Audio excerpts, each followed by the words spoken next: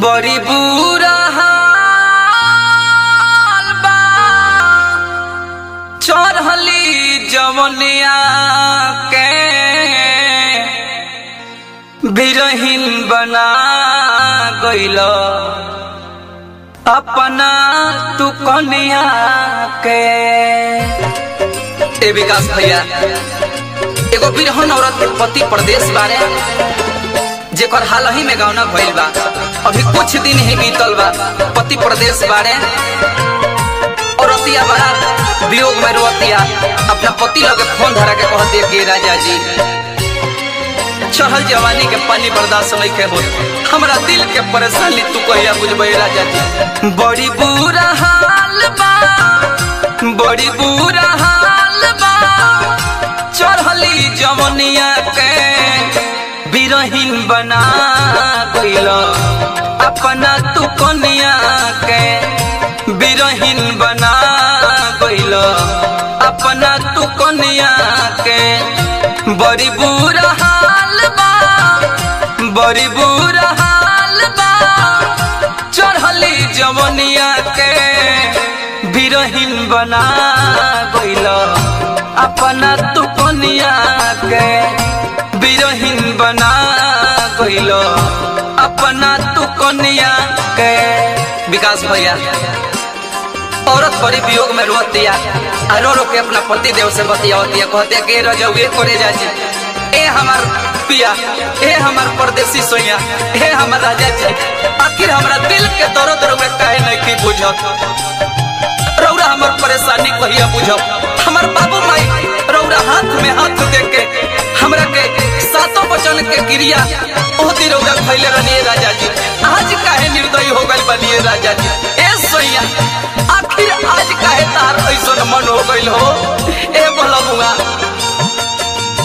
ओखिया में हमरा नींद न आवे तोहरे ही याद सतावे, बाली बिंदिया कंगना सजना तोहरा के बुलावे। ए राजा जी कतही मन नहीं खेला गो हरदम तोहरे याद आवता ए हमर सोया। ओखिया में हमरा नींद न आवे तोहरे ही याद सतावे, बाली बिंदिया कंगना सजना तोहरा के बुलावे। कहिया परेशानी बुझबो कहिया परेशानी बुझबो तू अपना दुल्हनिया के बिरहीन बना गइल अपना तू कनिया के बिरहीन बना गइल अपना तू कनिया के।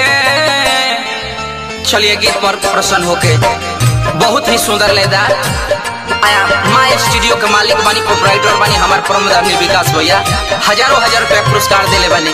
यहाँ के स्टूडियो में जय जयकार हो जाए, बहुत ही बढ़िया स्टूडियो हो, लेकिन औरत रोती है रो रो के कहती है कि राजा जी निक नहीं लागे खाना पीना बिरह में तरपत बानी, कहिया ले बुझबो ए मोरे सोइया दिलवा के परेशानी।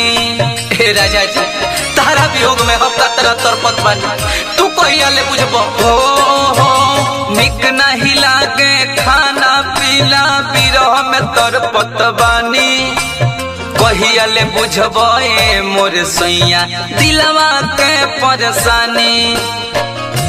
केकरा से कहीं हो केकरा से कहीं हो आपन कहनिया के बिरहीन बना गइल अपना तू कनिया के बिरहीन बना गइल अपना तू कनिया के। ए राजा जी अब बर्दाश्त नहीं के होत, अगर अब जे घरे तू ना आइब तब बुझो तो हम जहर खा ले माउर का के मर जाए या तब फसरी लगा ले। ए राजा जी आखिर एंगा तू काहे हो गइल बारो, पहिले ऐसन तनियो मनियो तू ना लागत रहलो, लेकिन इतना निर्दयी काहे हो गइल बारो ए राजा जी, ऐसन तू काहे हो गइल ए हमर सोया ए हमर राजा जी, आखिर काहे ऐसन हो गइल। अपना दिल के बात बताओ तो नहीं खो, हम तहरा बिना कतना तरपतनी कतना रोतनी ई परेशानी कहियो बुझबो। ढेर दिन कोई बर्दाश्त पिया अब रहे के मन ना करे। अब जो घरे ना अइबो मनीष तो जाइबो हम नैहरे। चल जाइब नैहर अइबो तो अकेला ही रहे के पड़िए राजा जी। ओहो ढेर दिन कोई बर्दाश्त पिया अब रहे के मन ना करे। अब जे घरे ना अइबो हलचल जाइबो हम नैहरे। नहीं तो गिराइले नहीं तो गिराइले जवनिया के पनिया के बिरहीन बना कोइला अपना तू कनिया के बिरहीन बना कोइला अपना तू कनिया के।